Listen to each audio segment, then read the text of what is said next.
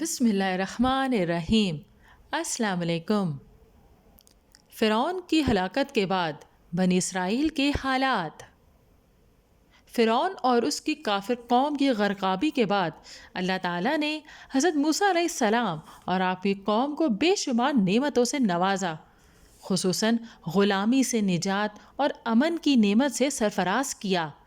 ارشاد ربانی ہے، اور پھر ہم نے فرعون سے بدلہ لے لیا، یعنی ان کو سمندر میں غرق کر دیا، اس سبب سے کہ وہ ہماری آیتوں کو جھٹلاتے تھے اور ان سے بالکل ہی غفلت کرتے تھے۔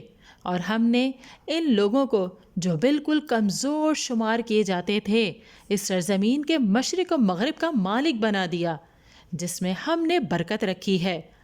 اور آپ کے رب کا نیک وعدہ بنی اسرائیل کے حق میں ان کے صبر کی وجہ سے پورا ہو گیا، اور ہم نے فرعون اور اس کی قوم کے ساختہ پرداختہ کارخانوں کو اور جو کچھ وہ اونچی اونچی عمارتیں بنواتے تھے سب کو درہم بھرم کر دیا، اور ہم نے بنی اسرائیل کو سمندر سے پار اتار دیا۔ پس ان لوگوں کا ایک قوم پر گزر ہوا جو اپنے چند بتوں سے لگے بیٹھے تھے، کہنے لگے، اے موسیٰ، ہمارے لیے بھی ایک معبود ایسا ہی مقرر کر دیجئے جیسے ان کے معبود ہیں۔ آپ نے فرمایا، واقعی تم لوگوں میں بڑی جہالت ہے، یہ لوگ جس کام میں لگے ہیں یہ تباہ کیا جائے گا، اور ان کا یہ کام محض بے بنیاد ہے۔ فرمایا، کیا اللہ تعالیٰ کے سوا اور کسی کو تمہارا معبود تجویز کر دوں؟ حالانکہ اس نے تم کو تمام جہان والوں پر فوقیت دی ہے، اور وہ وقت یاد کرو جب ہم نے تم کو فرعون والوں سے بچا لیا، جو تم کو بڑی سخت تکلیفیں پہنچاتے تھے، تمہارے بیٹوں کو قتل کر ڈالتے تھے اور تمہاری عورتوں کو زندہ چھوڑ دیتے تھے، اور اس میں تمہارے پروردگار کی طرف سے بڑی بھاری آزمائش تھی۔ ان آیات میں اللہ تعالیٰ نے فرعون اور اس کی افواج کے غرق ہونے کا واقعہ بیان فرمایا ہے، اور یہ بیان کیا ہے کہ اس نے کس طرح انہیں ان کی عزت اور مال سے محروم کر کے ہلاک کر دیا، اور ان کے تمام مالوں اور ملکیتی اشیاء کے مالک بنی اسرائیل بن گئے، جیسا کہ ارشاد ربانی ہے، اسی طرح ہوا، اور ہم نے ان تمام چیزوں کا وارث بنی اسرائیل کو بنا دیا۔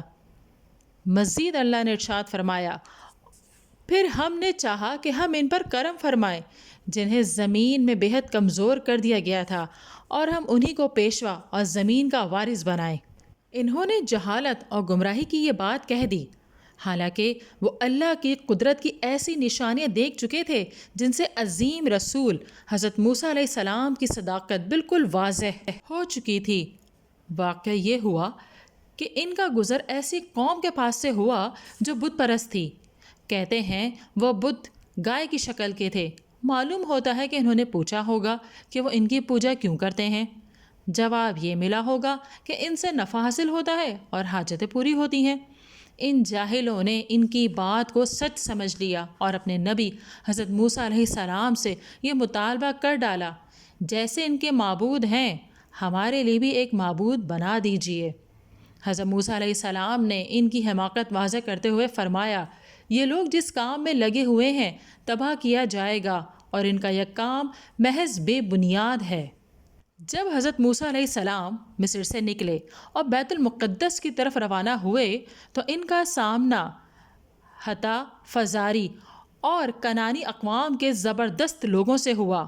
حضرت موسیٰ علیہ السلام نے اپنی قوم کو حکم دیا کہ ان کافر قوموں کے خلاف جہاد کریں اور انہیں بیت المقدس کی سرزمین سے نکال دیں، جس کے بارے میں اللہ تعالیٰ نے حضرت ابراہیم علیہ السلام اور موسیٰ علیہ السلام کی زبانی ان سے وعدہ کیا ہے کہ وہ بنی اسرائیل کو ملے گی۔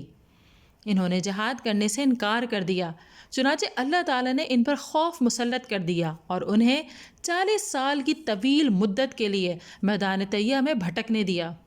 وہ چلتے رہے، سفر کرتے رہے، ادھر ادھر آتے جاتے رہے، حتیٰ کہ 40 سال بیت گئے۔ حضرت عبداللہ بن مسعود رضی اللہ تعالیٰ عنہ سے روایت ہے کہ انہوں نے فرمایا، میں نے مقدار رضی اللہ تعالیٰ عنہ کا ایک ایسا عمل دیکھا ہے کہ اگر وہ مجھے نصیب ہوتا تو مجھے اس جیسے دوسرے تمام اعمال سے زیادہ پیارا ہوتا۔ حضرت مقدار رضی اللہ تعالیٰ عنہ رسول پاک صلی اللہ علیہ وسلم کی خدمت میں حاضر ہوئے تو آپ مشرکین کو بددعائیں دے رہے تھے۔ حاضر ہو کر فرمایا، اللہ کے رسول صلی اللہ علیہ وآلہ وسلم، قسم ہے اللہ کی، ہم آپ سے اس طرح نہیں کہیں گے جس طرح بنی اسرائیل نے موسیٰ علیہ السلام سے کہا تھا، جائیے آپ اور آپ کا رب جا کر جنگ کیجیے، ہم تو یہاں بیٹھے ہیں، بلکہ ہم آپ کے دائیں بائیں آگے پیچھے لڑیں گے۔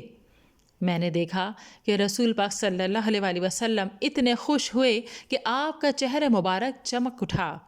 ناظرین، اگر ویڈیو پسند آئی ہے تو اسے لائک کیجئے، شیئر کیجئے، کمنٹ دیجئے اور چینل کو ضرور سبسکرائب کیجئے۔